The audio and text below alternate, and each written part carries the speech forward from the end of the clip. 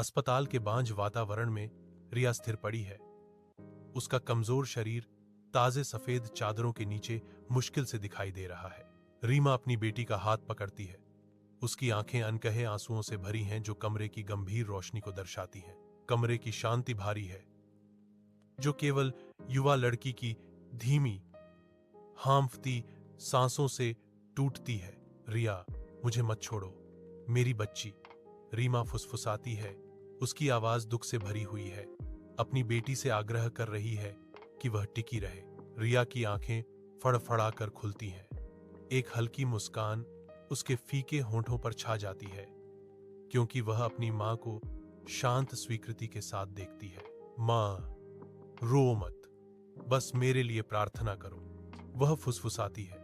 उसकी आवाज एक फुसफुसाहट मात्र है, शांत हवा में तैरती एक अंतिम इच्छा।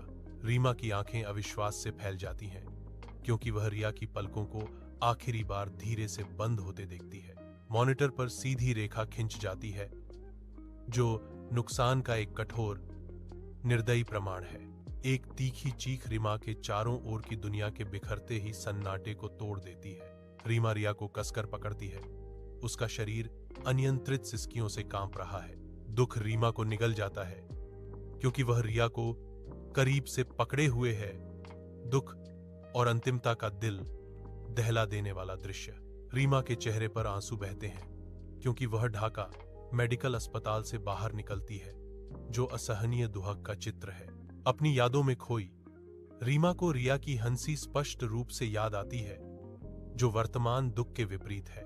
ऊंची अस्पताल की दीवारें रीमा के गहरे दुख की मूक अटल गवाह के रूप में खड़ी हैं। अस्पताल से हर कदम दूर रिया की गर्मी और प्यार से रहित दुनिया में एक कदम आगे है। अपनी यादों का बोझ उसे अभिभूत करने की धमकी देता है, क्योंकि वह एक स्मृति चिन्ह, खुशहाल समय की एक ठोस याद दिलाती है।